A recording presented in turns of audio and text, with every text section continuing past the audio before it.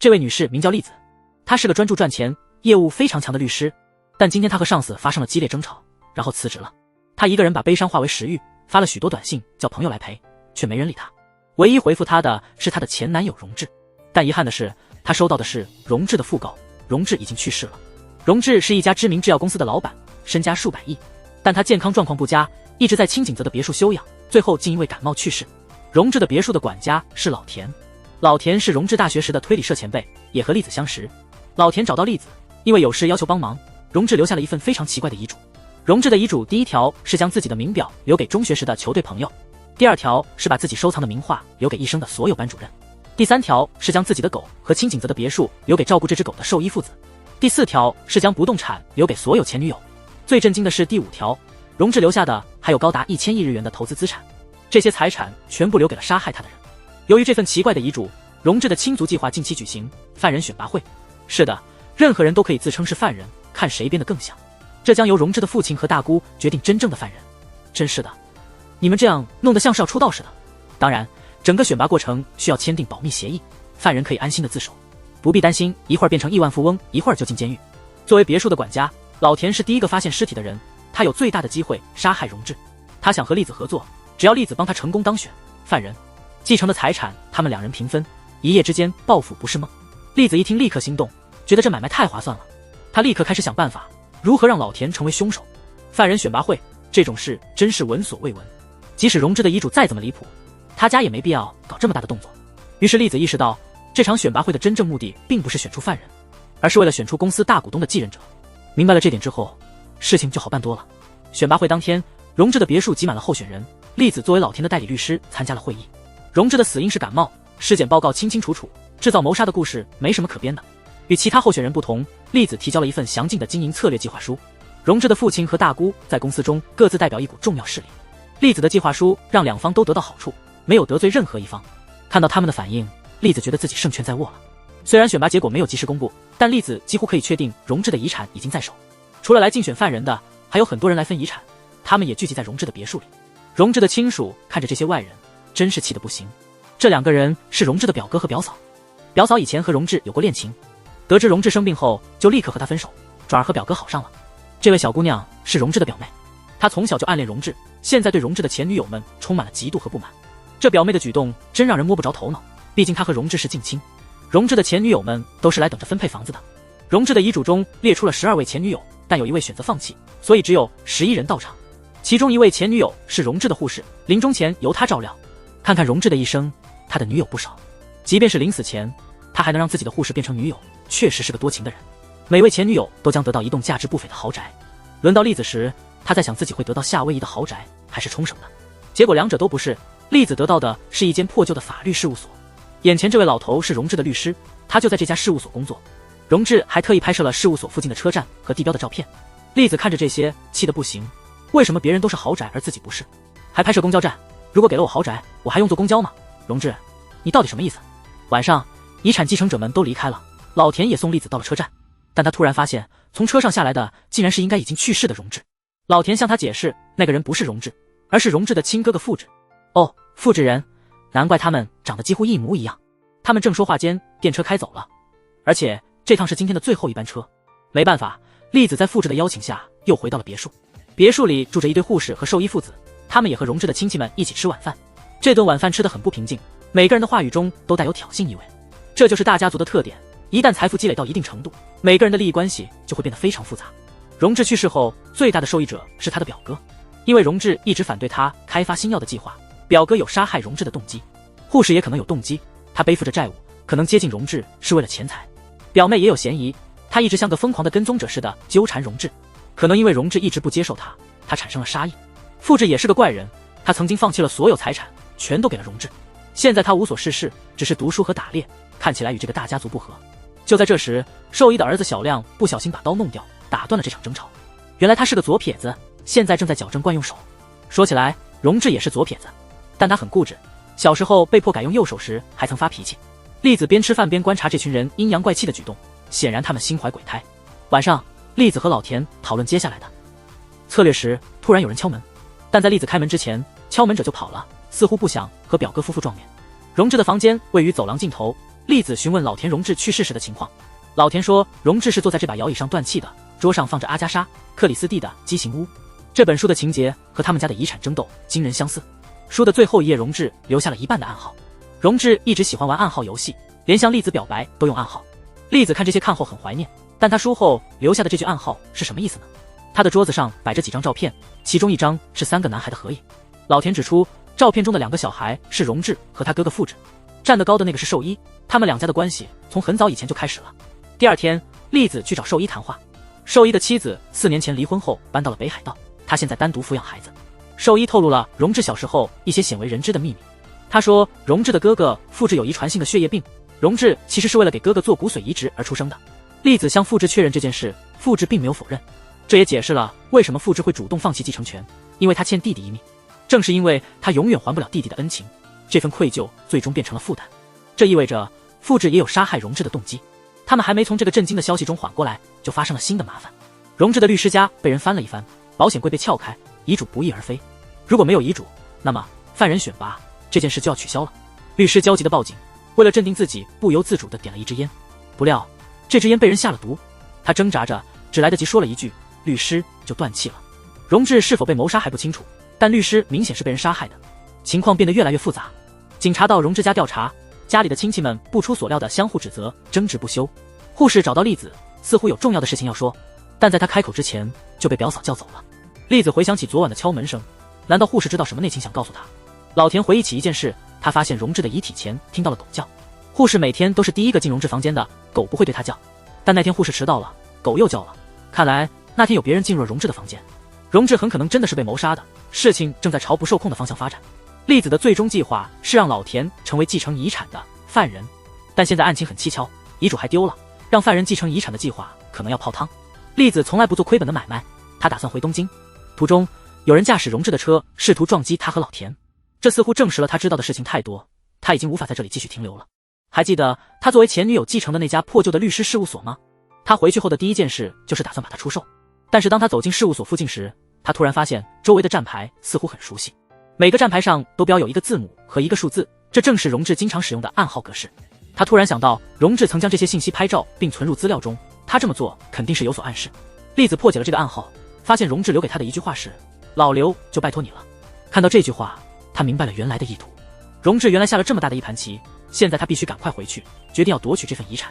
解开荣治的暗号后，栗子制定了新的计划。他回到了清井泽的别墅，并召集了所有人。现在有2条线索，一条是栗子和老田差点被荣治的车撞，荣治的车钥匙一直插在车上，家里的任何人都可以开，这意味着在座的各位都有可能是犯人。第2条线索是在荣治死亡的那天早上，狗叫了。小狗只对亲近的人保持安静，例如荣治、护士、老田和兽医父子，对其他人狗都会吠叫。因此嫌疑现在落在了荣治的几个亲戚身上。栗子提议犯人可以悄悄找他自首，他保证双方都能得到满意的结果，但是没有人响应他的提议。然而还有其他线索可以挖掘。护士昨天2次欲言又止，显然有重要的事情想说。栗子趁机单独将护士叫来，终于得知了他的秘密。原来在荣治去世那天，护士并没有迟到，他像往常一样第一个到达荣治的房间，并首先发现了尸体。桌上有荣治未完成的暗号，还有空药瓶和注射器。荣治的左臂上有注射痕迹，但他是左撇子，左臂的注射痕表明这不是自杀。护士随后慌张地联系了表嫂，表嫂决定隐瞒这一切。为什么护士要联系表嫂？表嫂又为什么要隐瞒死因？暂时先不讨论。自从有人驾驶荣治的车试图撞击栗子后，那辆车就消失了。犯人打算偷偷将车报废，但因为手续不完整出了错。车厂联系了车主，这才发现了这辆车。报废车的人登记的名字是富治。在车里他们找到了一个装有遗嘱的保险箱。我上次说错了，其实是普通柜子被撬开了，装遗嘱的保险箱被整个偷走了。看来犯人打不开保险箱，打算和车一起报废。栗子想到被害律师临死前说的词，律师什么的，律师函、律师证、律师编码。哦，律师编码是6位数字，可惜他自己的号码不正确。栗子记得被害律师曾提到他认识一位英年早逝的女律师，这件事对他影响很大。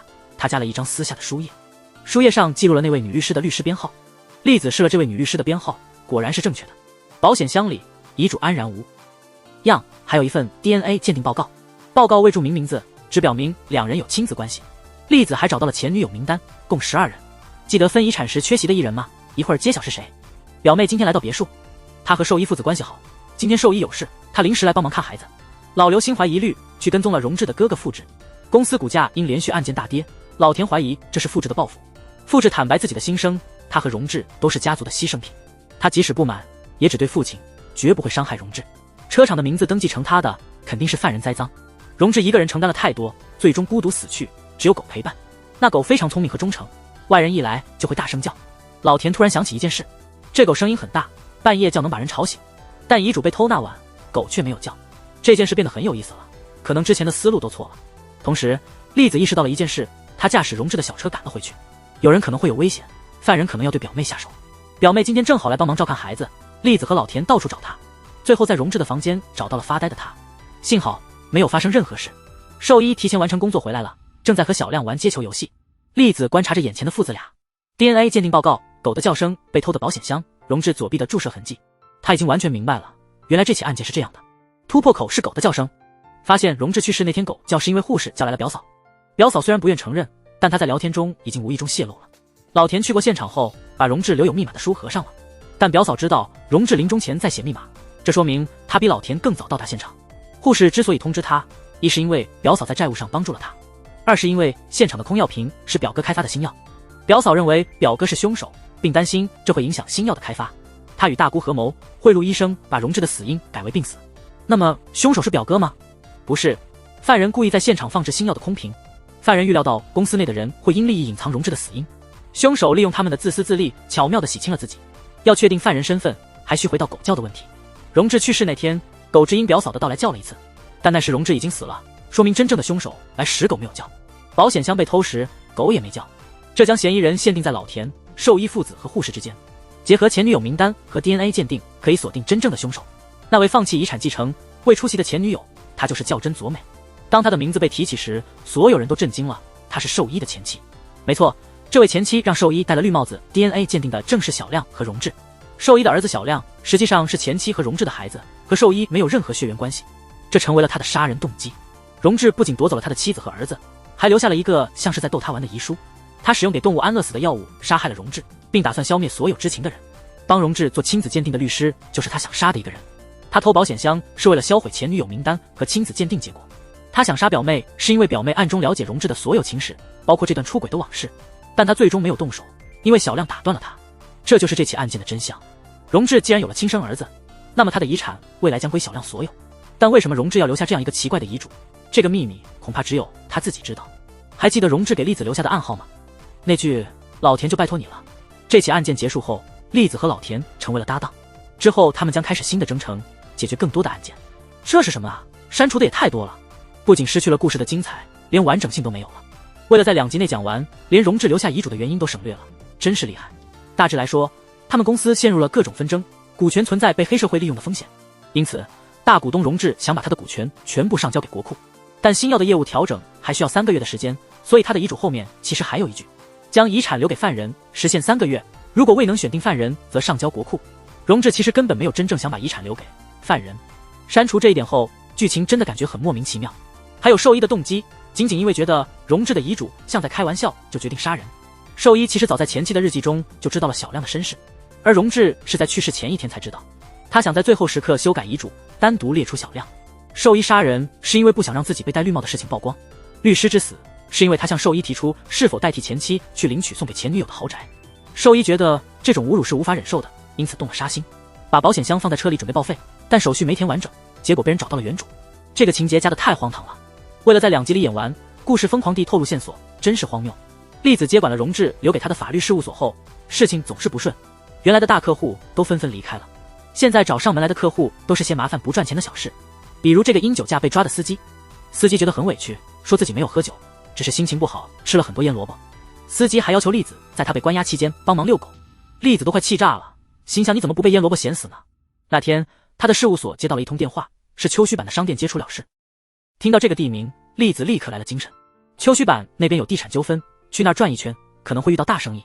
他的车开到附近就被拦下，原来是望月的小餐馆发生火灾，幸好没有人受伤，但是街道的供水系统出了问题，消防员忙活了半天也没能及时灭火。他要去的地方就在前面。近藤地产公司的社长被谋杀，凶器是他自己的高尔夫球杆。委托栗子的人是嫌疑人小黑。小黑是个牛郎，一名叫武田信玄，是店里第2受欢迎的。小黑是近藤的租客，3个月前近藤通知他要他搬走。近藤家和小黑家本是世交，起初他的态度还很和善，但1个月前他突然态度大变，命令小黑快点搬走。小黑今天本来是来向近藤求情的，但到的时候近藤已经死了，是他报的警。栗子观察了一下情况，感觉小黑的话里有破绽。第一，深夜时分，明明是牛郎的工作时间，他却跑来这里。第二，烟灰缸里有烧毁的纸灰。虽然小黑说这不是他干的，但他的眼神躲闪，看起来心里有鬼。小黑家的房屋状况也有些复杂，虽然登记簿上显示房屋所有人是近藤，但小黑说这原本是他祖父的房子。他1岁那年爷爷过世，全家就搬进这个房子，近藤也从未向他们索要过房租。他原本有一个幸福的4口之家，可自从父亲失业后变得脾气暴躁，开始对家人施暴。后来母亲带着弟弟离开了家，父亲最终也离家出走。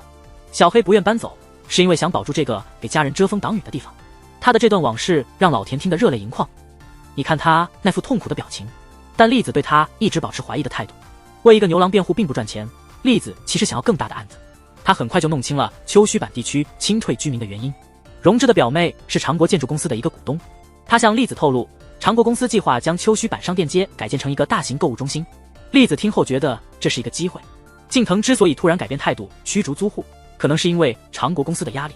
现在近藤被杀，如果反对清退的居民能团结起来，可以利用这一点对付长国公司，这样长国公司就会陷入困境。栗子利用这一点作为谈判筹码，说服长国公司与他合作。还记得那次火灾时供水系统出问题了吗？实际上这个区域的水管已经有严重的安全隐患，但政府的修理名单排到15年后。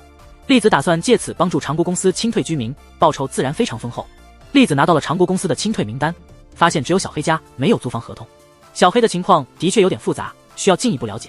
小黑家和邻居家的院子中间种了一排漂亮的杜鹃花，其中一朵红花特别显眼。他去小黑家时他不在，于是先向邻居打探情况。这位邻居也在清退名单上，他叫尾行，但租房合同上的名字是藤本，看来这房子是他家人租的。尾行是个研究植物的大学教授，他的花园打理得非常美丽。他父亲因脑梗长期住院，妻子去照顾他，现在家里只有他一个人。他和小黑没有深交，但对小黑的大致情况还是有所了解。聊了几句后，老田发现小黑根本没有弟弟，他的母亲也已经去世。他的父亲确实离开了，但具体情况复杂，难以一言概述。这就是说，小黑那些痛苦的家庭往事都是他编造的。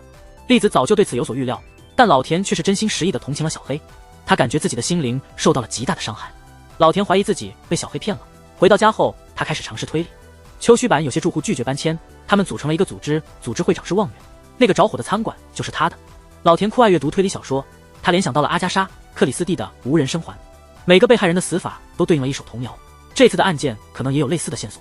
丘须坂这3个字中，丘字有火字旁，代表着火灾，须字旁边有头的意思，可能暗示近藤被打至头部致死。坂自由土和反组成，可能暗示小黑不想搬迁的真正原因。院子里的杜鹃花中只有1朵变色了，可能是院子里藏有什么秘密。可能小黑失踪的母亲、弟弟和父亲都被埋在了院子里。栗子听后称赞他推理的好，但强调要做全套，寻找证据的任务交给了老田。于是社交媒体上搜集火灾现场的照片，大部分犯罪者作案后会在案发现场附近徘徊。老田果然在照片中找到了一个频繁出现的人影，这让整个事情变得更加有趣。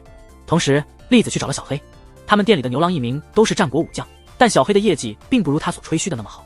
栗子和他开玩笑，问怎么一个扮演武田信玄的人会输给一个胡茬。栗子找他是为了谈论合同的事情。小黑不想搬走，栗子怀疑他偷走了近藤的租房合同。还记得烟灰缸里的纸灰吗？最糟糕的情况是小黑可能已经把合同烧掉了。栗子告诉他不要再玩花招，清退是必须的，如果有合同就赶紧拿出来，否则他1分钱补偿都拿不到。小黑感到很委屈，问真的不能再住在那里了吗？当小黑听说自己一定会被清退，他开始慌张。他特意请假，深夜时分开始在自己的院子里挖掘。这一切都被跟踪他的警察当场抓获。被警察发现后，小黑本能的想要逃跑，这表明他心中确实有鬼。栗子叫住了他，用眼神示意小黑不要逃跑，他有解决的办法。警方彻底搜查了小黑的院子，但什么也没挖出来。这一切栗子都预料到了，因为小黑不是罪犯，可能连小黑自己都不清楚发生了什么。栗子已经把所有线索整理清楚了，警察们可以去那个地方搜查，肯定会有意外发现。要说小黑为什么要挖院子，得从他父亲说起。他的父亲是黑社会成员，杀人越货对他来说不算什么。3年前他父亲因为躲避灾难离家了，临走前还特意嘱咐小黑无论如何都要继续住在这里。小黑听说过把死人埋在土里会使花变色的说法，所以当他看到院子里的红色杜鹃花时，他下意识认为父亲可能把尸体藏在了家里。其实杜鹃花变色与尸体无关。栗子带他来到了一所大学，这里随便哪个花坛里都有变色的杜鹃花，不可能都埋着尸体吧？小黑的邻居尾行在这所学校工作，这是他们来这里的真正原因。没有尾行，这整个事件都无法继续。原来火灾现场的照片中，老田发现的可疑人影就是尾行。那天晚上他原计划去购物，他无意中看到了近藤为了尽快清退住户而向望月家的餐馆纵火，于是他以纵火的事情威胁近藤，希望自己家能免遭清退。但交易失败后，尾行拿起高尔夫球杆将近藤打死。尾行家的租房合同并不是他签的，而是他岳父租的，他家的情况已经列在清退名单上了。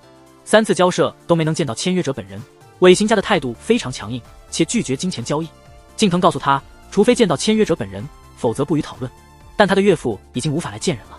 栗子请求警察调查尾行的岳父，他说他岳父因脑梗长期住院，但找不到任何看病记录，所以他的岳父和妻子到底在哪里？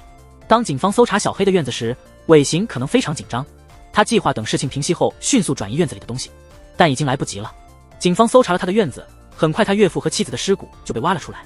尾行承认了自己的罪行，他杀害了自己的岳父和妻子，还有近藤。那为什么小黑的父亲非要小黑留在这个房子里呢？这得从他们上一代人的关系说起。小黑的祖父和近藤家有亲戚关系，所以他们没有签订租房合同，也没有付过房租，一直住在这里。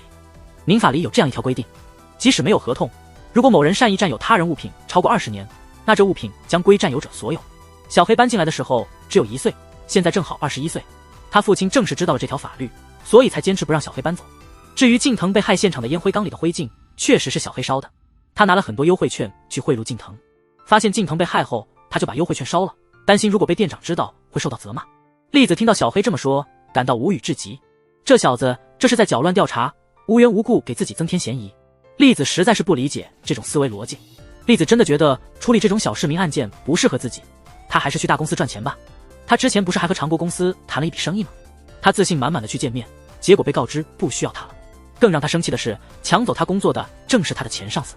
他愤怒地说，是因为他们出价太低，他才不接这活。实际上他气得牙都要咬碎了。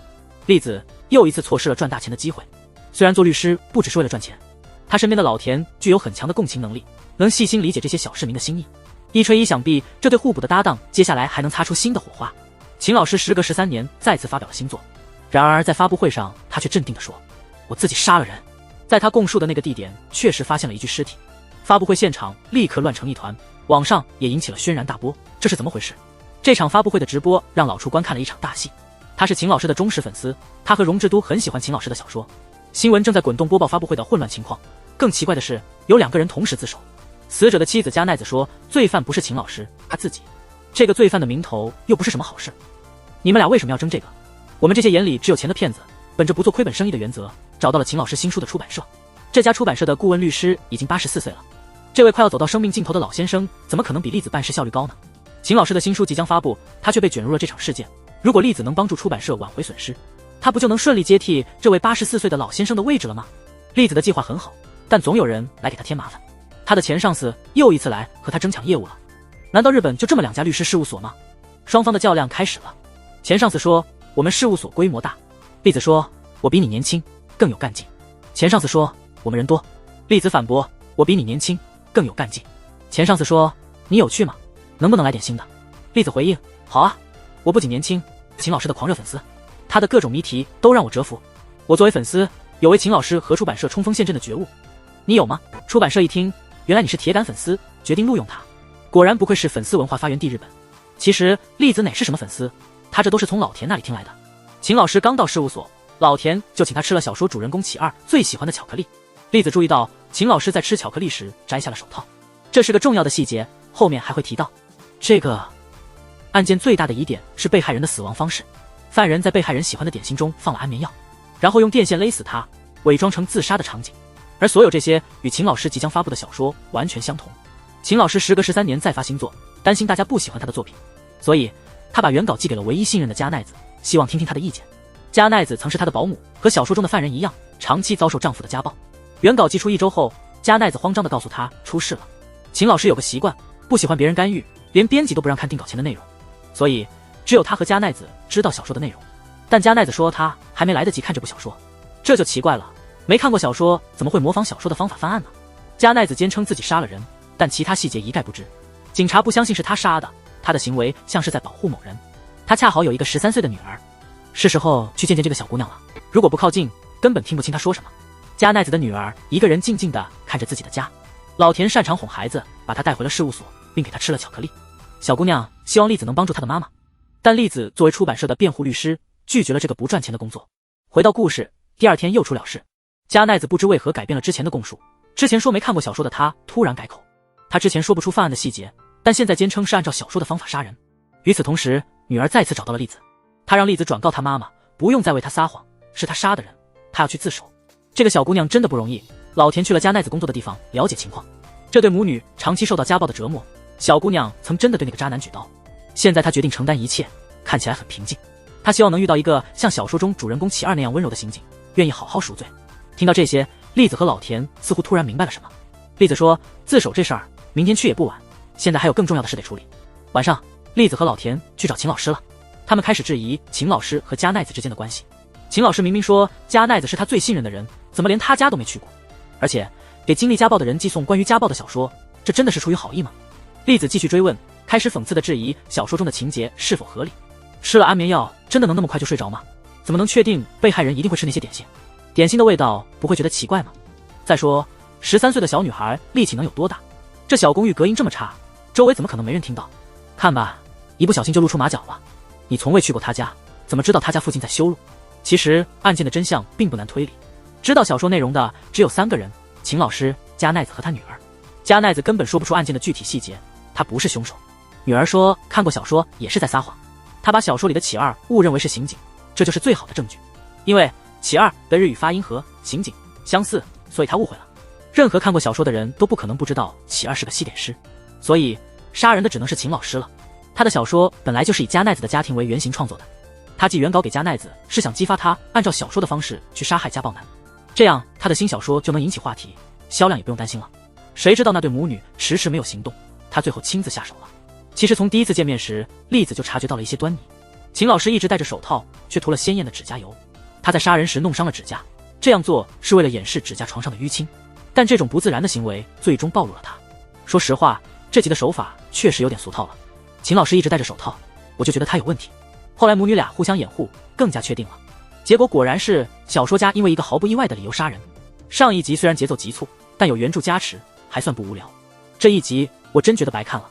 上一集是关于推理小说家的案件，栗子在新书发布前揭露了真凶，帮出版社挽回了损失。就在要大赚一笔的时候，老田这个笨蛋搞砸了。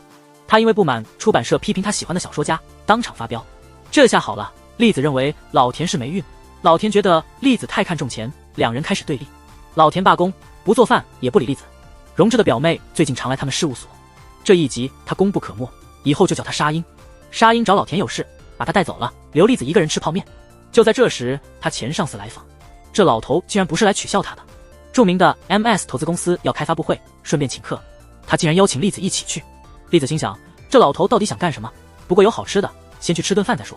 一进会场就意外遇到爱情，沙鹰和老田也在这，真是命中注定，躲都躲不过。前上司带栗子来，其实是想聘请他。MS 公司需要一位律师，他希望栗子回归。栗子听了很高兴，这样就不用担心某人拖后腿了。老田问他这是在说谁，栗子回答说是你，你就是累赘。老田反驳说就是反弹，简直是小学生斗嘴。发布会要开始了，栗子和老田不高兴地坐下，他们注意到有人从身后走过，会场的灯光突然变暗，大家的目光都集中到了舞台上。除了栗子和老田，看他们俩连走神和打哈欠都这么同步，真是无语了。MS 公司是由2位大学时代的好友创立的，他们一起相互支持，走到了今天。现在台上讲话的是创始人之一阿珍。阿珍正要邀请他的搭档庄司上台时，突然听到黑暗中有碰撞声。阿珍急忙让工作人员开灯，灯光一开，看到一个人呆坐在椅子上，面前的红酒洒了一地，已经没有呼吸了。老田立刻叫大家不要动，让所有人留在原地。发现被害者脖子有被抓的痕迹，看起来像是被毒杀的。大家都觉得老田看起来很专业，问他是不是医生。被害者是久野 MS 公司的一位重要客户。庄司提出久野最近投资亏损严重，怀疑他可能自杀。栗子驳斥这种可能，指出久野手里还拿着未吃的面包，不像是想自杀的人。老田发现久野脖子上有一个小针孔，推测毒物可能是通过注射进入体内的。还记得宴会开始前有人从他们背后经过吗？那是庄司和久野。庄司因为久野喝多了，特意扶他到座位上休息，这样一来庄司成了最大的嫌疑人。但庄司是坐在他对面的，在一片漆黑中精确地找到久野的脖子并注射，几乎不可能。究竟犯人是如何在黑暗中进行杀人的？哦，是在黑暗中，栗子和老田突然想起，是因为自己打哈欠被发现了。对，那时有光线进来，门被打开了。仔细想想，门被打开了2次。第一次是刚刚灯灭时，似乎有人进来了。第二次是他们打哈欠被发现时，简单核对后发现，黑灯前后现场人员没有变化，说明有外来人员利用开门时的光线行凶后逃离。至于这人是谁，沙鹰看到了他的身影，但记不清细节，一切仍是谜。第二天，栗子他们准备去警局录口供，老田还在和栗子闹别扭，开玩笑说把比萨都吃光了，一点也没留给你。到警局门口时，他们擦肩过一个穿蓝衣服的女人。这时沙鹰突然灵光一闪，他突然记起了昨天有个身影悄悄溜进会场，和这个女人很像。栗子和老田紧跟其后，发现他进了一家热带鱼商店，他是这家店的老板。老田和栗子互看一眼，勉强握手，脸上挤出职业性的微笑。他们装扮成情侣，说实话看起来挺勉强的。他们从这位蓝衣女士那里了解到，这家店原本是她和丈夫共同经营的，但她的丈夫1周前去世了。奇怪的是，提及这些时，她满脸春光，看起来一点也不悲伤。沙鹰去查了一下相关信息，发现蓝衣女的丈夫是1周前溺水死亡的，目前还不清楚是谋杀还是意外。沙鹰今天2次提供了关键帮助，栗子和老田都夸他，说他太棒了，将来可以成为名侦探沙鹰。他被夸得有点不好意思了，表情超级可爱。既然已经被称为名侦探，那他自然要做到名副其实。沙鹰是亿万富翁，居然伪装成打工者潜入了蓝衣女的供货公司，他还泪眼汪汪地跟警察说话，你这能力可以去拍《行骗天下》下一集了。他这一次真的收获颇丰。蓝衣女的丈夫原来是个花心大萝卜，给她戴了无数顶绿帽，她早就怨恨至极。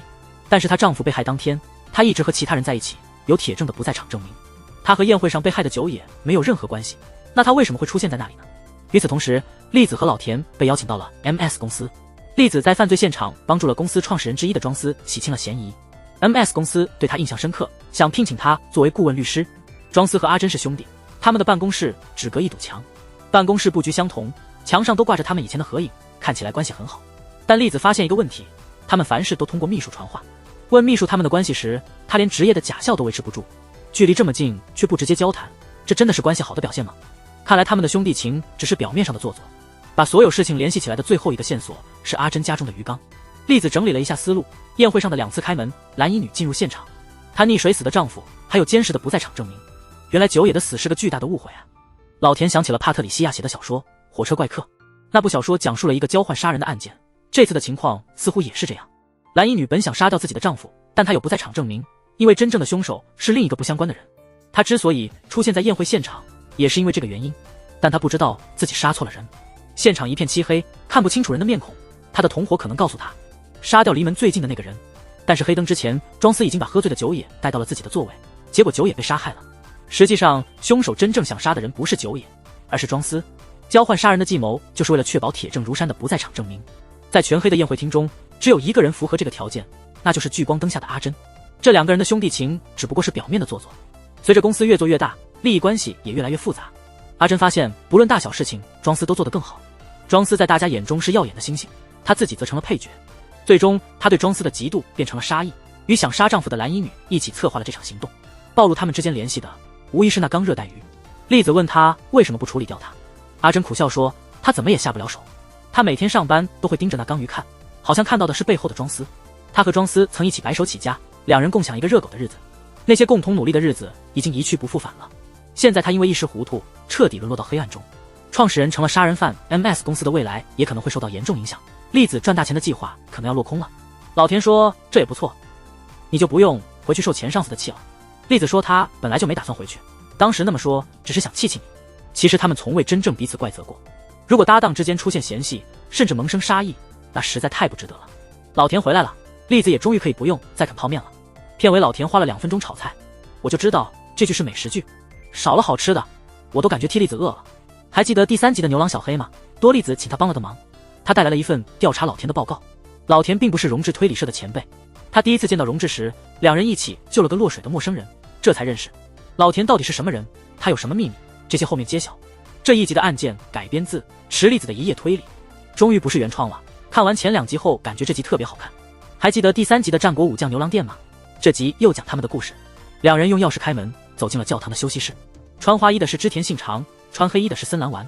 本来是好兄弟，但兰丸眼里透出杀气。他说那件事我还是不能同意。信长没答应，也没多说，转身去睡了。但他不知道他已经错过了最后的机会。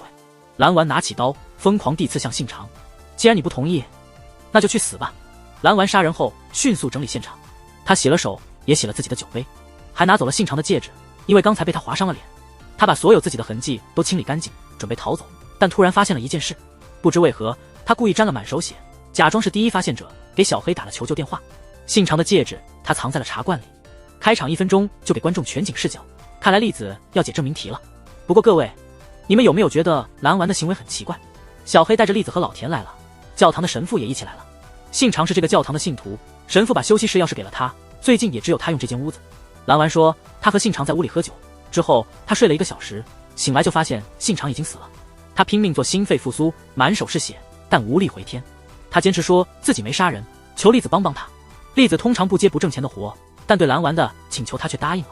这是因为他早已了解情况，这个小牛郎其实是个大老板的儿子。老板最关心的是减少对公司的负面影响，所以他们要在警察之前找到真相。栗子提出一个条件，蓝丸必须诚实，不能对他说谎。他会保护蓝丸，但前提是他必须说实话。他再次确认，问蓝丸是不是真的没有杀人。蓝丸犹豫了一下，还是否认了。栗子表示了解，他会去证明蓝丸的清白。现场对蓝丸极其不利，因为整个教堂是个密室。教堂有3个入口，正门、后门和走廊窗户。窗户是从里面锁上的。后门的指纹显示信长是最后一个进来的人。正门有监控，栗子他们来之前没有其他人进来。要证明蓝丸无罪，就得证明有第3个人能设置密室。老田一听到密室就来精神了，他对密室的兴趣可能和隔壁的小锁匠一样强，就像于谦爱抽烟喝酒烫头一样。栗子让老田去研究密室，研究累了别忘了找神父聊聊。栗子带蓝丸回到现场，他想确认些事情。休息室门口放着一些篷布，栗子直接问2个人喝酒，为什么桌上只有1个杯子？蓝丸说他身体不舒服，其实没喝酒。栗子问为什么杯子还是湿的，蓝丸变得很慌张，他说那是凶手洗的，可能杀人后偷喝了香槟，他们的酒很贵。栗子讽刺他撒谎技术太差，让他自己信不信自己的话。蓝丸四处张望，不经意看到了藏戒指的茶罐。栗子又问他有没有想开门逃跑，他说想过，但门打不开。栗子问是不是看到信长死了才想离开，蓝丸只能说是，否则跟他之前说的救人常识就矛盾了。但新的问题出现了，当时他满手是血，门却没有血迹，这让蓝丸吓坏了。一个谎言要用无数个谎言来圆，他明显做不到，他索性放弃了，转身就想出去抽根烟冷静一下。警察趁蓝丸去抽烟时告诉栗子，这教堂的神父也有故事，他以前混黑社会，还坐过2年牢。他坐牢的时候孩子出生了，所以出狱后他洗手不干了，成了神父。可是他的孩子7年前去世了，孩子生病，他急着去医院，结果遇上大堵车，耽误了。后来神父开始收留无家可归的人，还筹钱建福利院。蓝丸的妈妈正好捐了很多钱，恐怕神父知道蓝丸就是犯人，但他在保护一个金主的儿子，可能从神父那里能找到突破口。栗子已经安排老田去询问神父了，他说被害者信长是个好孩子，虽然信长10几岁时犯过事，进过少管所，但他现在拼命工作，想攒钱开自己的店。神父给了他休息室的钥匙，方便他晚上回来休息。他每次用休息室都会事先告诉神父，昨晚也是。蓝丸和神父也很熟，他们2兄弟经常找神父谈心。蓝丸也曾进过少管所，他和信长从小就认识，但提到他们2人的关系，神父就转移了话题，似乎有隐瞒。调查到这里似乎卡住了，既不能证明蓝丸有罪，也不能证明他无罪。这时牛郎店送来了一个助攻大礼包，栗子首先注意到店里的信长海报，他戴了一个很夸张的戒指。小黑的同事告诉他，信长特别喜欢那枚戒指，连洗澡都不摘。信长是业绩冠军，擅长玩弄情感，常用的一个手段是让客户成为他的人身保险受益人，这当然都是为了赢得信任的一种手法。客户离开后，他把受益人改成了蓝丸，因为他俩关系非常好，他不信任其他人。记得信长曾经打架，蓝丸独自一人跑去帮忙，他们2个因此都被送进了少管所，一起坐过牢。这种关系你说铁不铁？手里有了关键线索，看来信长和蓝丸可能因为人身保险产生了矛盾。以这个为突破口，再次询问了神父，他终于透露了真相。信长终于攒够了开店的钱，借此机会他想切断与过去罪行的联系，重新开始。这份为了 Pool Air 的人身保险自然也就不再需要了。但对蓝丸来说，保险受益人的身份是他们兄弟间信任的象征，他无法接受这种联系突然被切断，当东西已经到手却又被夺走，这往往让人难以接受。就像栗子听说沙鹰要带高级金枪鱼来，提前准备了配菜，最后金枪鱼被送给了客户，栗子只能自己吃猫罐头。想象一下，他已经生气了。神父还透露蓝丸欠了外债，这为他提供了杀人的动机，在保险解约前杀死信长，这样既能阻止兄弟的背叛，又能作为受益人领取赔偿，一举两得。现在只剩下最后一个问题，那就是信长失踪的戒指。蓝丸脸上的伤很可能就是被戒指划的。蓝丸每次进出现场都要接受严格的搜身，肯定没带出来，所以那枚戒指应该还在休息室里。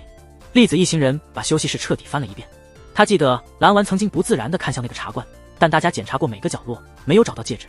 当大家都感到沮丧的时候，栗子却显得非常自信。戒指已经找到了。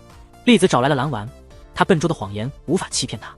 真相是蓝丸无法接受信长解除人身保险而杀了人，他还试图装作是无辜的第一发现者。信长的戒指划伤了他的脸，所以他把戒指藏起来了，但休息室里找不到。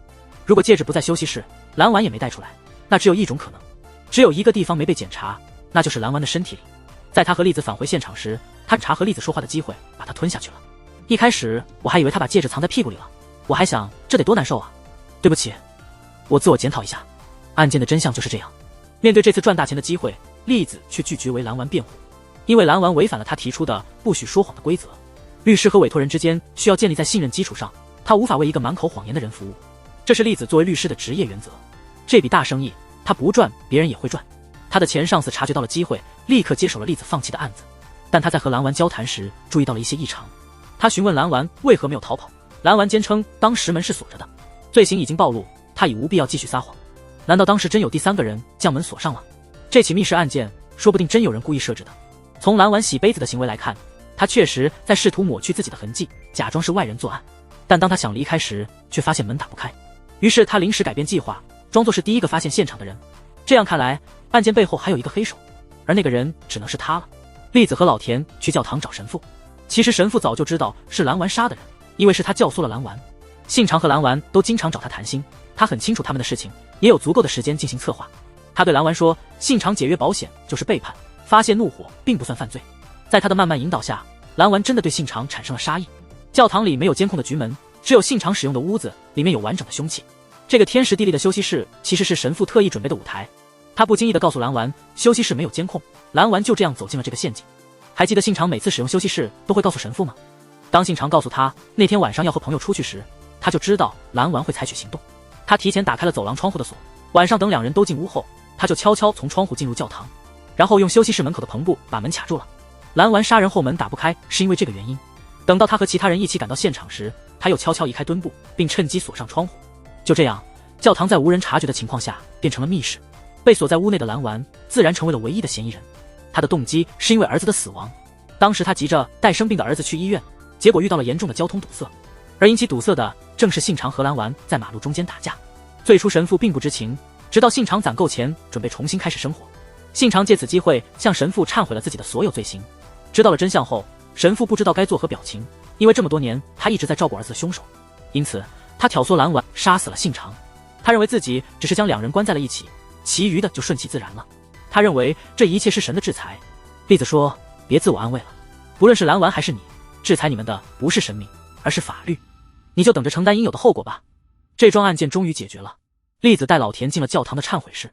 他之前不是请小黑调查老田吗？荣治推理社里确实有一个叫老田的人，但那个人已经去世了。那么眼前的这个老田是谁呢？栗子用锐利的眼神盯着他，老田似乎在思考，他会做出什么样的回答呢？老田面对这个致命的问题陷入了沉思。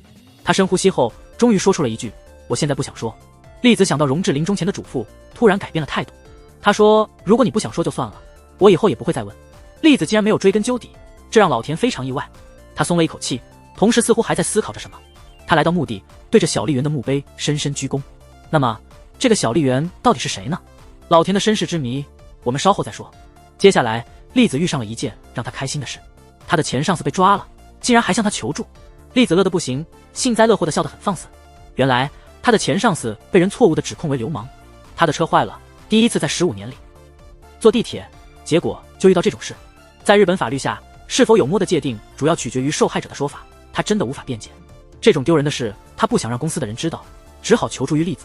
他请求栗子帮忙洗清冤屈，因为他对公司谎称自己生病了。他表示愿意把黑熊食品公司的案子交给他。栗子听了直说太好了，表示勉强可以帮他一把。黑熊公司最近正在进行一笔大额收购，里面有很多利益可图。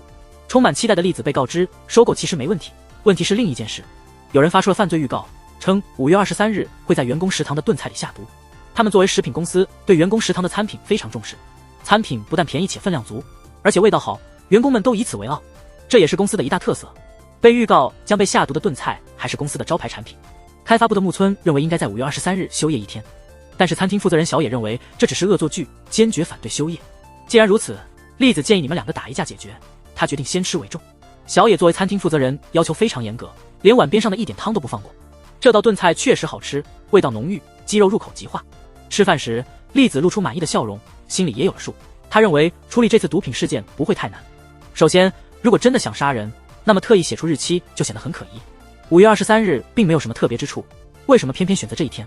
其次，如果真想给黑熊公司制造麻烦，使用他们的市售商品来威胁，不是更有效吗？员工内部的食堂其实引不起什么大波澜。他们意识到木村和小野其实是竞争对手，他们俩确实关系不好，在别人面前经常争吵。看来木村犯案的可能性很高。这时候电话响了，是木村打来的。他说公司内部散布了很多传单，上面写着5月23日食堂加量不加价。他问是不是休息一天会更好。栗子说不用急，他心里有数，先不急于处理下毒的事情。还有那个被误认为流氓的老头需要栗子处理。栗子说，你也是律师，你应该更清楚犯案的难度，我觉得你还是认错赔钱吧。前上司辩解说他真的是被冤枉的，他一只手拿伞，一只手拿包，怎么可能去摸别人？前上司感慨地说，真是造孽，怎妖教出了你这样的忘恩负义者？不要忘记你年轻时给我添的麻烦，以及我请你吃过的那么多好吃的。你吃寿司时把米饭都吃光了，花了我不少钱，你都忘了吗？栗子说，这些道理我都懂，但是你妻子要和你离婚了。原来他为了确认前上司是否真有不良嗜好，特意去找了他的妻子。前上司头疼地说，有你这样出卖队友的吗？我这不是白装病了吗？就在这时，栗子接到电话，是流氓事件的受害者律师打来的。他是 K 事务所的律师，通常这么大的事务所不接这种小案子，但这位律师和受害者有私人关系。他坐下来的态度就像个大爷一样，凭借自己的理由强硬地对人。他不但拒绝和解，还明确表示要让这个所谓的流氓名誉扫地，同时还嘲讽栗子。他说，哟，你们这个事务所这么简陋啊，赚不了多少钱吧？他还说，不如我推荐你来我们这里吧，可能你能力不够。这让栗子气得一拍桌子站了起来。栗子愤怒地说，我要证明我的客户是清白的，到时候我要告你们诽谤和敲诈，你们就等着瞧吧。正当这波未平，又有2个人闯进栗子的办公室，是小黑带来的一个女人。这位女士是小黑的重要客户，她的父亲去世了，但是和他父亲的女朋友发生了一些冲突，那女人试图偷走他父亲的存折逃跑。这位擅长空手道和田径的女士轻易就抓住了那女人，但这女人却已经早死了，原因不明。事后大姐发现老爷子的银行印章也不见了，而且警察怀疑这位女士可能涉案，想要找她询问。栗子这一天真忙，各种小事堆积如山，简直能扫出个大扫帚。他严厉地瞪了小黑一眼，心想以后别再给我添麻烦。他对大姐说，你好好配合警察解释清楚，等尸检结果出来，真相就明了了。把所有的客人都送走后，栗子开始后悔了。流氓案件找证据真难，怎样才能翻案呢？前上司看着对方律师的名片，感觉似乎在哪里见过。为了唤醒他的记忆，他们不得不把所有案件的资料都搬来。前上司从未想到自己会扮成清洁工，潜入自己的公司偷东西。转了2天，他们终于发现了线索。在一起员工状告公司非法解雇的案件中，前上司曾作为被告公司的律师，而原告律师正是 K 事务所的律师，而且当时被解雇的员工中就包括这次流氓事件的受害者。这样一来，前因后果都清楚了。当时公司承诺给予员工一些赔偿，并安排新的工作。所谓的安排，只是将他们分配到偏远地区的工厂，不愿意的话就自己找工作。小员工起诉公司，费尽周折，最终还是大公司和大律所占了便宜。没人关心小人物的生死。他在地铁上偶遇了当时的对方律师，心生邪念，想让对方也付出代价。当时前上司并不知道公司具体是如何处理的，他有疏忽的责任。不过这件事让他回想起了当初做律师的初心，也许事实后改变做事方式了。这件事解决后，还有一桩下毒的案子要处理。木村每天都在接连不断的打电话，食堂的灯管又被人破坏了，而且随着5月23日的临近，情况急迫。栗子说，你别急，先把近3年的员工出勤记录给我看看。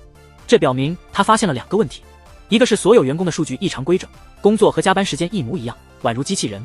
另外，3年前的5月23日，员工小德休了丧假，小德那天替栗子打饭，但过去2年的5月23日，他都在岗。栗子和老田对视一眼，决定是时候揭露真相了。5月23日，大家都各就各位。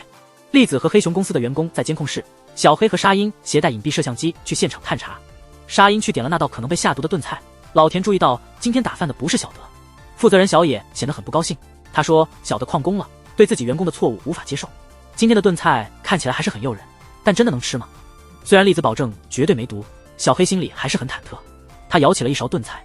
沙鹰、食堂的员工和监控室的人都聚焦于小黑，众人终于松了一口气。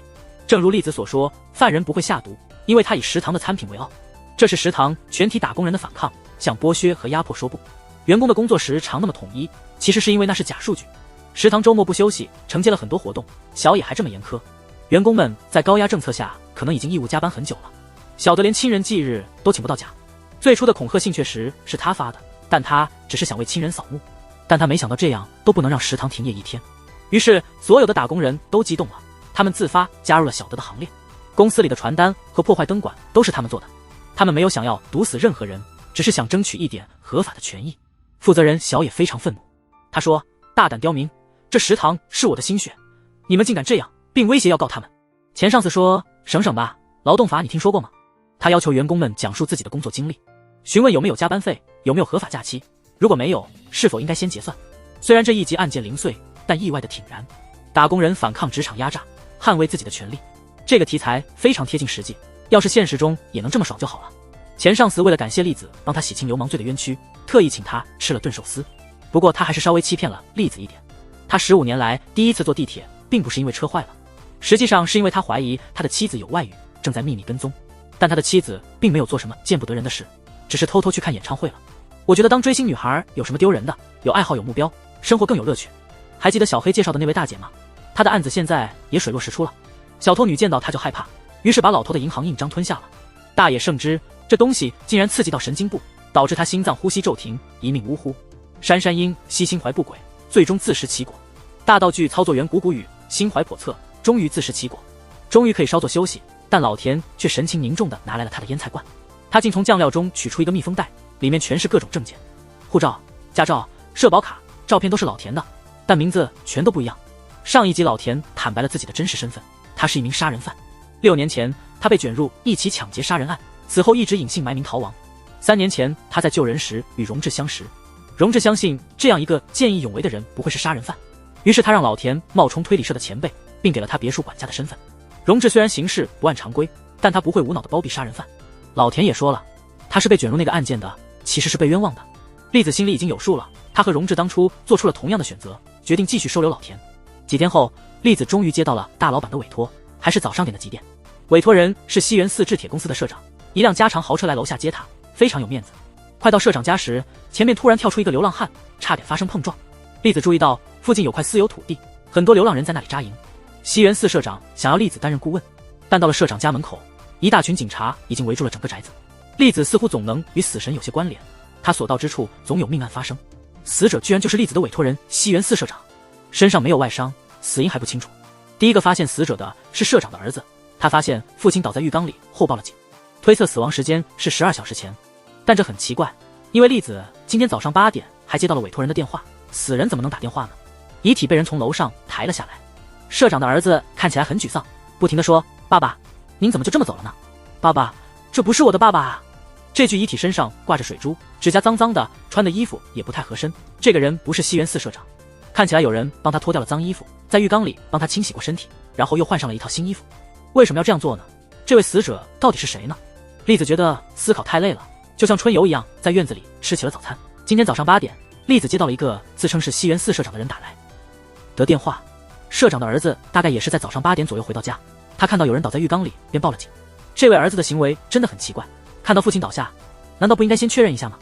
为什么要等到把尸体抬下来，他才发现这人不是他父亲呢？这位儿子真是够争气的，明知道自己行为可疑，还这么积极的提供线索。他很关心他父亲找栗子委托的到底是什么事，特别是否涉及遗产。他还有一个和父亲关系不好的离家出走的弟弟。栗子一听这些就明白了，这会儿肯定没什么好事。西园寺社长是个非常一丝不苟的人，他的衣服叠得很整齐，整个房间也没有被翻动的痕迹。不过大儿子发现了一件事，社长的名贵手表不见了。除了社长，只有2个儿子知道保险箱钥匙的地方，看来得去找找小儿子。小儿子听说父亲出事后，急忙赶回来了。当然，他回来不是因为关心父亲，而是关心钱。一进门，这2兄弟就吵得不可开交。哥哥说弟弟离家出走，没有资格分遗产，弟弟则反驳哥哥只是在公司挂个名，实际上一无是处。栗子觉得这2个大男人真是比国家还要闹腾，让人头疼。不过经过一番调查，他终于明白了一件，那就是西园寺社长其实没有死。事情的真相还是直接去问问西园寺社长本人吧。栗子走进了流浪汉聚居的区域，他仔细观察后注意到只有一人的手部保养得非常好，他的指甲干净整洁，手腕上还留有长时间代表的痕迹，正是西园寺社长。栗子第一次经过这里时就注意到了，有个摔倒的流浪汉带着一块闪亮的名贵手表。而且这个流浪汉的聚集地正是西园寺公司的私人土地。如果不是社长和流浪汉关系良好，他们可能早就被赶走了。尽管社长和他们生活在不同的世界，但都是孤独的人。2个儿子都不关心他，妻子去世后，是这些流浪汉给了社长久违的温暖。那个去世的人是一位流浪汉，他没有什么名气，大家都叫他阿策。阿策身体不好，社长曾邀请他到别墅同住，但他不愿意接受这样大的恩惠。看到阿策的状况越来越糟，社长提议和他交换生活一天。他为阿策准备了干净的衣物和食物，但阿策不想弄脏社长的家，只在院子里活动，没进过屋子。第2天一早，社长发现阿策已经在院子里寿终正寝。他不了解阿策的详细背景，只知道阿策的一生不容易，因此他为阿策整理了衣物，希望他能体面地离开人世。正巧大儿子经过一夜的狂欢回来，社长来不及处理，只好将阿策留在浴缸里。他之所以扮成流浪汉隐藏起来，一是为了让警方查清阿策的身份，2是想看看自己的2个儿子会有什么反应。结果这2个无情无义的儿子让他非常失望。他确实写了遗嘱，将公司和股权留给大儿子，不动产和现金留给小儿子，但现在他当着2个儿子的面撕毁了遗嘱。他决定将所有遗产捐给慈善机构，用于帮助流浪汉。既然2个儿子这么无情，那就让他们自己去生活吧。关于新遗嘱的事务，社长交给了栗子处理，他也因此挣到了一笔大钱。为了庆祝，他打算请老田吃顿好的，还让他随便点想吃的东西。这段时间以来，他们俩逐渐磨合，成为了更有默契的搭档。关于老田是逃犯的事情，他感谢栗子相信他的清白，给了他一个栖身之地。但栗子没有做出回应，他的眼神似乎有些闪烁。正在这时候，2个人推门进来了，是警察。老田还没来得及反应，就被戴上了手铐。他6年的逃亡生活到此结束，原来是栗子出卖了他。老田不敢相信地看着栗子，这顿豪华的晚餐竟然成了他的告别晚宴。但栗子说，没办法，我是律师。栗子自有他的考虑，他相信老田不是凶手，但作为律师，他不能对一个通缉犯视若无睹。为了为老田讨回公道，一切必须按程序来。法律不会错过一个坏人，也不会错判一个好人。而且要调查6年前的冤案，警方的帮助是必不可少的。他为了帮助老田保释，甚至去求助了前上司。前上司愿意帮忙，但条件是栗子回到他那里继续工作。面对这样的不平等条件，栗子却毫不犹豫地答应了。在他心中，老田已经是一个重要的伙伴。6年前，老田作为厨师参加了一个派对的准备工作。当他醒来时，发现自己旁边躺着一具尸体，凶器上有他的指纹，而且有目击者称他与受害者有过争执，警方因此认为他有重大嫌疑。没有不在场证明，证据确凿，刑事对他极为不利。6年后，要证明老田清白绝非易事。尽管这个案件不挣钱，栗子还是接了下来，因为这关乎一条人命。他一定要找出真凶，证明老田的清白。故事进入了最后章节，老田冤案的真相即将揭晓。栗子和老田来到了6年前发生命案的那个小镇。老田就是在这家餐馆里一夜之间变成了逃犯。一个女孩走了出来，老田不记得她，但他却认出了她，并且看起来对她并不友好。老田开始紧张，栗子问他一个问题，你认为好律师应该是怎样的？栗子说，能看穿谎言的才是好律师。他恰好擅长这一点，他一定能证明老田的清白。案发那天，小餐馆里举办了聚会，村里有一半的人都来了。今天他们再次聚集在这里。有传言说老田欠被害者钱，还有传言说他们曾发生争吵，这些都是对老田不利的证言。老田当时去门口睡了一会儿以醒酒，但没人注意到他，甚至他出门的时候也无人目击。面对这些出奇一致的口供，栗子陷入了沉思，肯定有人在说谎。栗子来到他下榻的旅馆，遇到了老板龟田，他也参加了当年的聚会。前上司特意来帮栗子，并带来了资料。作为回报，栗子请他吃了顿好的。被害者小笠原是个臭名昭著的坏人，他通过灰色地带积累了财富，后来开始在自己的家乡小镇上敲诈勒索。通过高利贷和抵押房产，他控制了小镇的经济命脉，甚至有人因他而被逼到自杀。可以说，想要他命的人很多。他们再次来到了命案发生的小餐馆。那个起初对老田态度不好的姑娘，这次主动过来打招呼。她叫美月，她说她上次因为太惊讶了，所以失礼。她当年刚来这里，对一切都不熟悉。有一次，她急着出门忘带钱包，是老田帮她付的车费。她也参加了案发当晚的聚会，她负责在门口接待，但奇怪的是，她也没有见到老田出门。当年的店长也来了，见到老田时不太高兴的把火腿重重的放在桌上。他的店里发生了杀人案，这让他非常头疼。老田坐在门口的椅子上，仔细回忆当时的情况。那天晚上很冷，他记得睡醒时身上多了一条披肩。哦，这是个重要线索，给他盖披肩的人肯定知道他在外面睡过。栗子从警方那里拿到了披肩的照片，美月看了后说，这好像是林奶奶的东西。这岛上的旗子都是林奶奶做的，用来告诉渔夫们店什么时候开门。现在这个旗子每天早上11点升起，晚上10点半降下，已经成了一个传统。提到旗子，老田又记起了一件事，他醒来时旗子已经降下来了。看来不仅有人给他盖上了披肩，还有人降下了旗子，那肯定有人见过他在椅子上睡觉。林奶奶成了他们寻找证人的希望，但遗憾的是，老人家无法为他们作证。他现在记性不好，说过的话马上就忘，跟他聊天就像观看大型马冬梅现场。天黑后，他们一行人在旅馆里大吃特吃，沙鹰也加入了他们。栗子负责买单，钱上司点了很多大螃蟹，还邀请老板龟田喝酒。可惜老板不喝酒，没有参与他们的狂欢。大家突然想到一个问题，为什么老田当时会逃跑呢？他解释说，是因为接到了一个电话。他醒来时迷迷糊糊地碰到了被害者的钱包和凶器，发现尸体后接到电话告诉他赶紧逃跑，否则会被当作凶手。正好这时候外面传来了警察的声音，他一时冲动，按照电话中的指示开始了逃亡生活。但现在回想起来，那个电话非常可疑。就在这时，钱上司突然大叫，他被大螃蟹弄伤了手，血流不止。他的伤口正好符合剧情需要，因为受伤他不得不去医院，这样医生这个角色就进入了故事。这个小镇上只有一位医生，龟田的女儿也是去他那里看病的，每月的包里也有他开的药。他的办公室里挂满了合影，镇上的人都受他照顾，非常尊敬他。医生住在诊所后面，聚会结束那天他就回到了那里。谈到被害人小青原，医生说这片土地上现在没有恶人。这话听起来很有深意。他说现在没有恶人，这是否意味着以前有小笠原这样的恶人存在呢？看来医生可能还隐藏着一些重要的线索。第二天，沙鹰假扮成钱上司的女儿，装作头晕前去打探消息。看来你玩侦探游戏越来越上瘾了，感觉自己越来越像个骗子。医生的候诊室聚集了许多人，他们即使没有生病也喜欢在那里聊天，医生也很欢迎他们，喜欢看到大家其乐融融。沙鹰调查了医生的一切，得出了结论，那就是医生是个大善人，连活菩萨都没他纯洁。他把这个结论告诉了栗子，但这反而触发了新的线索。那天晚上老田接到的电话背景中有奇怪的声音，现在沙鹰的电话里也传来了同样的声音，那是诊所楼顶的风向标发出的滋滋声。看来那晚犯人是从诊所打电话到店里的，如果能确定谁当时在诊所，解决问题就容易多了。年前旅馆老板龟田曾帮医生开车出诊，龟田不喝酒，聚会那晚他正好送医生回诊所，他毫不犹豫地承认了这些事实。但当提到老田接到的电话时，他立刻脸色一变，开始说老田在胡说八道。听到这些，送酒的小哥转过头来，露出深思的表情。龟田不肯多说，只好再去问问医生。医生确实认为被害者小笠原罪有应得，因为小笠原想在小镇上开发大型度假村，会导致许多居民被迫搬迁。小笠原死后，这个计划也就停止了，小镇才恢复了往日的宁静。栗子觉得医生的话中有话，他肯定知道一些内情。他向医生深鞠一躬，请求他出庭作证。他要求医生说出是谁打的电话，案发当晚到底发生了什么。医生没有立即答应，但栗子相信医生最终会帮这个忙。栗子离开后，医生像雕塑一样在椅子上坐了很久。随着夕阳西下，他似乎做出了决定。栗子等着医生的回信，一直到他上回乘列车的前一刻，手机才响了。但遗憾的是，收到的并不是好消息。医生的尸体被发现漂在海上，他已经死亡。重要的证人突然死亡，这绝对不是偶然。围观的人群中，旅馆老板龟田、送酒的小哥、餐馆老板以及服务员美月，每个人的脸上都似乎隐藏着故事。镇上的案件并不简单，是时候梳理一下思路了。栗子又想起被害者的钱包是空的，但老田说自己没有拿钱。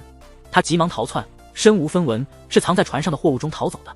但从餐馆到码头的距离很长，他没钱怎么走过去的呢？这被视为一个疑点，因为老田自己也记不清了。栗子边吃边回忆镇上人说过的话，没有人承认见过老田在门外睡觉，也没有人承认打过电话。声名狼藉的被害人小千元，以及神秘死亡的重要证人医生，所有这些都指向一个真相。栗子相信这场官司他一定能赢。老田的案件即将开庭，6年前的真相很快就会水落石出。但还有一个问题，当时老田没有钱，他是怎么到达港口的呢？老田回忆，他好像是打车去的，虽然钱包空了，但似乎兜里还有些零钱。说到这里，栗子似乎明白了什么。案件正式开始审理。尽管栗子表现得很帅气，好像是在演电视剧一样，但他实际上从未参与过刑事案件的庭审，所以他的前上司批评的对，他的事务所更像是侦探事务所。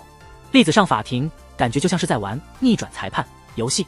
没轮到他出场的时候，他突然冒出来；轮到他反驳的时候，他却沉默不语。这让老田吓坏了，心想如果他不行的话，自己可能真的要坐牢了。第一个证人是餐馆老板，他说那晚看到老田和被害人发生了激烈的争吵，老田还说了绝不原谅之类的话。轮到栗子对他进行询问，众人都显得很困惑，不明白这和螃蟹有什么关系。栗子解释说，那晚老田和被害人争吵的正是关于螃蟹的事，被害人想用蛋黄酱蘸螃蟹吃，这种吃法被老田这位厨师所不能接受。两人都喝了酒，因为这个问题起了争执，但这真的能成为杀人动机吗？如果是在名侦探柯南的片场，这倒是真的有可能。栗子的这番话没有其他证人证实，在法庭上并不能说服人。第二个证人是送酒的小哥，他听到老田对被害者说，我一定会还钱的，由此可知老田欠了钱。栗子问他，你知道他欠了多少钱吗？小哥摇头。栗子解释说，老田欠的是830日元，是打车费。那天白天，他在港口遇到一个丢了钱包的人，于是帮他支付了车费。他用最后的钱帮了别人，自己就没钱打车了。所以在到达小餐馆时，他向被害人借了830日元的车费。老田愿意倾其所有帮助他人，说明他并不是一个小气计较钱的人。而且，谁会因为830日元杀人呢？尽管栗子的论点还没有确凿的证据，但真相的拼图正在逐渐拼合。只要揭开一丝破绽，那些谎言就会全部崩溃。下一个证人是餐馆服务员美月，他负责那晚的接待工作。大约晚上10点，客人们开始陆续离开，他在门口分发小礼物。老田说他大约10点因喝醉出去透透气，但他并没有看到老田。如果说前2位证人只是换了一种方式表述真相，那么美月的证词则直接与老田的说法相冲突。如果能驳倒他，其他人的证词也无法站住脚。你认识被告人吗？认识，他是老田。案发前1天，你去买食材了。你在港口发现自己钱包丢了。初次见面的老田帮你支付了车费，是这样的吗？是的。那他有要求你还钱吗？没有，他什么都没说就走了。那你在餐厅再次见到他时，有还给他钱吗？我本来想还给他的，但他没有接受。你觉得这是为什么？好的，换个问题。你说你没有看到老田出门，那你有没有离开过前台呢？没有，我一直在那里。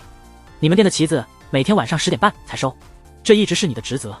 那天案发的时候是你去降旗的吗？不是，我负责的是前台。那天是别人去降的旗，是谁我不清楚。好的，我们换个问题。老田用最后的钱帮你付了车费，他本应1分钱也没有，但他还是打车去了港口。他说他不知怎么口袋里有些零钱，还恰好是从餐厅到港口打车正好需要830日元，多亏了这830日元，他才能成功逃跑。哎，对了，每月老田帮你付了的打车费，对吗？他帮你付了多少钱？我来说吧，是830日元，对吧？我再问一次，案发那晚，你有没有看到老田在门外睡觉？没有。好的，再换个问题，你知道老田想当推理小说家吗？但不管他写的多精彩，他都无法发表。你知道为什么吗？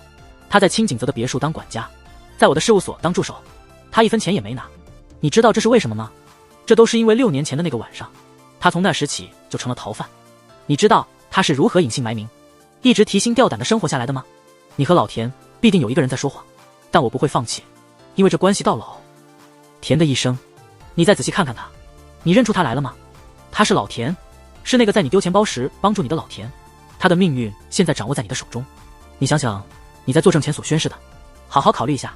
我再问你一次，你真的看到老田在屋外睡觉了吗？是你给他盖的披肩和往他口袋里塞的钱吗？是我。美月的话一说出来，全镇人都惊呆了。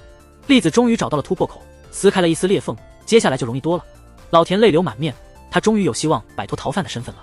法庭初审结束，警察协助将案发当晚的所有人再次召集起来。栗子和老田有话要说。还记得上一集结尾死去的医生吗？他是这个镇上的大善人，这里有谁会恨他到想杀他的地步吗？大家都在摇头，纷纷谈论医生对他们的好，说医生是小镇不可或缺的人。那既然如此，能杀死医生的人只可能是一个，原来是他自己。6年前的那个晚上，被害人与众人发生争执，他一直打算在这块土地上清退居民，建设度假村，因此他突然要求所有债务在1个月内还清，否则担保的土地就归他所有。当时老田正在门外睡觉，美月出来降旗，顺便给他披上披肩，还给了他打车的钱。被害人的话无疑激起了大家的愤怒。旅馆老板龟田忍无可忍，拿起水果刀逼近他，他不断后退，结果一把刀从他背后刺入，是医生给了他致命一击。这时老田醒了，迷迷糊糊的他走进屋内，完全没注意到发生了什么。他打了个招呼后就继续到吧台里睡觉。警方原先认为案件是在所有人离开后发生的，实际上老田进屋睡觉时，被害人已经死了。对于镇上的居民来说，医生的恩惠无处不在，他们不能没有医生。现在医生为了民除害，为了保护医生，大家集体将罪名嫁祸给了倒霉的老田。老田不是本地人，没有亲人，而且他也不知道案件的经过。医生是全体镇民的精神支柱，而老田则是无关紧要的人。他们甚至现在都说，如果不翻旧账，医生也不会自杀。这话说的实在过分，栗子忍无可忍。医生自杀不是因为案件被重新提起，而是他无法承受日益加深的内疚。老田这6年来的流离失所，他做再多也难以弥补。镇民们愚蠢地为了保护医生而伤害了一个无辜的人，其实这才是医生心中的痛。如果按照医生的愿望当场自首，或许还能通过赎罪重新开始。医生杀人是错误的，但镇民们嫁祸他人是更大的错误。说到底是镇民们集体害死了他们最敬爱的医生，现在是他们赎罪的时候了。老田的强盗杀人案的判决结果出来了，当听到无罪这2个字，他当场失声痛哭。这清白，这自由，他等待了太久，旁听席上出现了一个人，是荣志长得一模一样的哥哥复制。荣志真是个奇人，他愿意信任素未谋面的老田，临死前还把他托付给了栗子。没有荣志，就没有老田和栗子的相识，恐怕也就没有今日的沉冤的雪了。老田被钱上司帮忙保释出来后，栗子答应等事情结束就回去帮钱上司工作。现在钱上司说，还是别算这个约定了。你现在干的这份清白不赚钱的活，我可不想要这么个倒霉鬼。其实这是给栗子一个下台的机会，栗子是他引进行业的，他很清楚栗子心里真正想要的是什么。这个小事务所还有老田这个得力的助手，这才是他真正想要的。给老田辩护1分钱都不赚，最近事务所都快撑不下去了。栗子开玩笑说老田是个倒霉鬼，但实际上人生在世，虽然需要钱，但还有很多东西是钱买不到的。这对搭档一起，前面的路还很长。老田6年前的冤案终于得到了解决。这个案件的上一集播出后，我就觉得每个角色都是坏人，结果真的全是坏人。法庭的那段戏虽然辩论激烈，但剧情上没有太多亮点。上一集中，老田洗清了自己的冤屈，正式回到了社会，终于能出镜了。他做的第一件事竟然是拍抖音，看来短视频的影响真的很大。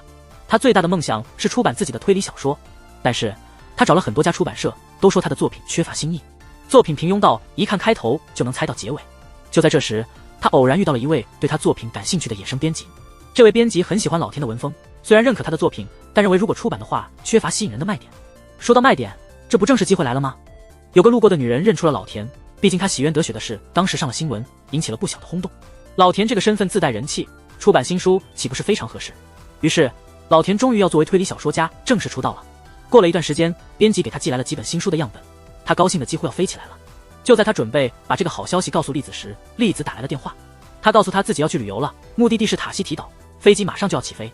这件事有点奇怪，不仅是栗子，钱上司也遇到了一件奇怪的事。他的女儿交了一个大他20岁炒比特币的男朋友，他十分反对，但最终还是没能说服女儿和妻子。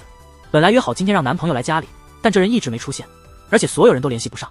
一个完好无损的大活人就这样失踪了，真是奇怪。一件事还没平息，沙鹰又带来了一个重大案件。他现在做侦探上瘾了，真的有人请他去调查。有个议员大臣把3亿日元藏在保险柜里，那些是黑钱，用来选举时打通关系的。可这3亿日元突然不见了，沙鹰一看就说看我的。于是他变装成实习秘书，潜入了议员的办公室。知道保险柜密码的只有3人，一个没什么干劲的男秘书，一个没什么干劲的议员儿子，还有一个没什么干劲的女秘书。你们这个办公室真的不出事才怪。议员出门时，有一群媒体在外面等着，问他选举的事情。但沙鹰注意到了一个胖胖的记者小哥，他似乎别有用心。正在旅行的栗子发信息给老田，说他不方便打电话，让老田通过邮件联系。他的措辞异常客气，还用了一个不常用的邮箱地址。老田觉得有点奇怪，但还是把钱上司和沙鹰的事情汇报了一下。栗子到底去了哪里呢？第二天，小黑选手来添乱了。他过生日，作为业绩前几名的牛郎收到了客人们送的一大车蛋糕。有一个大客户说他在蛋糕里藏了一个价值300万日元的钻戒，这下麻烦了，他不知道哪个蛋糕里藏有钻戒，于是他让所有人一起来帮忙开蛋糕盲盒。真是惊讶，吃这么多蛋糕不会嗓子糊吗？感觉吃完血糖都要飙升到100了。他们一边吃一边聊天。老田的小说总共要印制1万册，但都是自费出版的。没办法，新人作者的第一部作品大多都是自费出版的。编辑大哥真的想帮他，他夸得天花乱坠，甚至愿意自掏腰包出资500万，剩下的300万老田是向沙鹰借的。钱上司的女儿的男朋友还是没找到，不过钱上司觉得那人是个骗子，那人比女儿大20岁，还炒币，听起来就很可疑。女儿梦想成为钢琴家，那男人就从这里下手，疯狂地给她画饼，让女儿对他神魂颠倒，这正是骗子常用的伎俩。栗子怎么突然想去塔希提岛这种地方了？那里的航班又少，他这是怎么想的？老田回想起栗子所有奇怪的行为，再一查航班信息，他明白了，栗子被限制了人身自由，只能让别人帮他发邮件。这就是为什么他没用自己的邮箱，语气还特别客气。栗子说飞机要起飞了，但实际上根本没有飞往塔希提岛的航班，那他只能在一个地方拘留所。栗子说你推理的真好，我是不是得放鞭炮庆祝一下呢？先别管我了，现在快去查查议员那1亿元丢失的事，说不定能把这个大案子解决。这件事就交给沙鹰继续潜入调查吧。他发现男秘书和议员的儿子关系不好，但每周5他们都会一起离开。沙鹰跟着他们来到了一个健康促进会，那个胖记者小哥也来了。这里面肯定有问题，看名侦探沙鹰如何抓个正着。结果只是一个健美操课堂，有意思，得好好查查。沙鹰本以为这健康促进会是女秘书搞的，目的是为了同时让其他2个人离开，好让他有机会偷钱。但一查发现，促进会的老大竟是男秘书，女秘书也是会员，那到底去哪了呢？沙鹰转了转眼珠，他明白了，事情被想复杂了。今天说，你直接报我的身份证号码得了。实际上，犯人的真正目的不是为了偷钱，而是为了让议员被捕。这笔钱议员急需用于选举，如果丢了他，肯定会通过非法途径再弄，把这事泄露给媒体，就能当场抓到他。实际上，沙鹰的推理大致是对的，只是犯人不是某个人，而是他们一伙的。他们让议员以为钱被偷了，实际上很快又把钱放回去了。如果议员的手下内部揭发，很快就会被压下去。所以他们想出了这个钓鱼的策略，提前安排好记者，并在健康促进会碰头，以掩人耳目。最终成功将涉黑的议员送进了监狱。这件事搞定了，轮到钱上司了。他去了女儿男友的房间，看到墙上挂着刚烫平的西装，桌子上放着包装好的礼物，钱包、手机和钥匙都在桌上，看起来像是准备出门。但这个人突然消失了。这时栗子已经处理完事情，从拘留所出来了。他观察了一下公寓的布局，然后点了点头。房间里没有被外人闯入的痕迹，钥匙也在屋里，看来他可能不小心把自己锁在外面了。公寓和旁边的楼很近，开窗就能握手，所以他打算沿着墙爬回家。尽管只有3层，但他还是失误摔了下来。钱上司赶到的时候，人已经在楼缝中了。他摔断了腿，动不了，又没带手机，附近也没人经过，几乎已经绝望了。现在还有一个问题，栗子为什么会跑到拘留所里去？老田已经明白了，栗子这是为了他。他遇到的编辑用梦想来诱惑他，吹嘘的天花乱坠，还说要自己掏钱，无缘无故的好意肯定有问题。这个人实际上是个骗子。栗子知道后，去找这个骗子要回老田的300万。结果这个骗子还有个同伙，2个人合力把栗子陷害了。这个同伙就是一开始假装路人透露老田身份的那个人。原来一切都是计划好的，但他们敢惹栗子，真是自找麻烦。我们的丽姐和警察打了10级的交道，一个电话就能解决问题。老田还发现了一件事，小黑的大客户曾在蛋糕里藏了价值300万的戒指，他竟然就是那个骗子的同伙。难怪小黑说他失联了，也就是说老田借给沙鹰的那300万现在就在这块蛋糕里。那还能怎么办？吃呗。不得不说，吃包着花生的饺子盲盒更开心，吃这么多蛋糕真是太饱了。栗子回想起他和老田从相识到现在的一切，还有那个奇葩的前男友荣志，一路上虽然困难重重，但幸好最后像这蛋糕一样甜。当栗子咬到那颗大钻戒时，故事就圆满结束了。